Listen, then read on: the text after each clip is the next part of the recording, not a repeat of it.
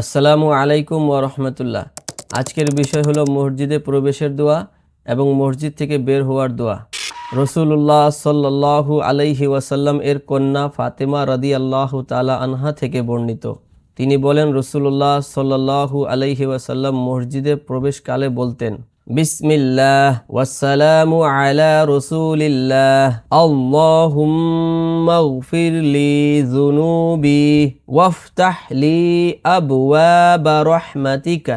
দোয়াটি আবার বলছি, বিসমিল্লাহ ওয়াসসালামু আলা রাসূলিল্লাহ, আল্লাহুম্মা গফিরলি যুনুবি ওয়াফতাহ লি আবওয়াবা রাহমাতিকা।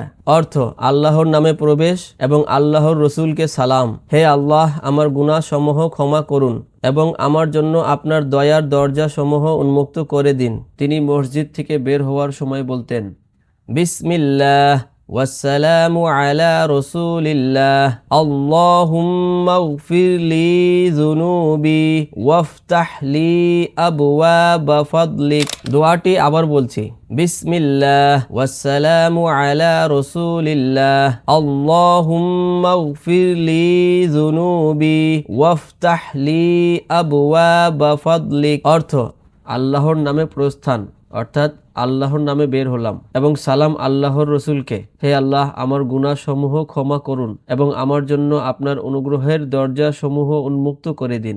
এই হাদিসটি হলো সুনান ইবনে মাজার 771 নম্বর হাদিস। হাদিসটি আরও অন্যান্য কিতাবেও রয়েছে, যেমন সুনান তিরমিজি 314, সুনান তিরমিজি ইসলামিক ফাউন্ডেশন 314, মিসকাতুল মাসাবি 731।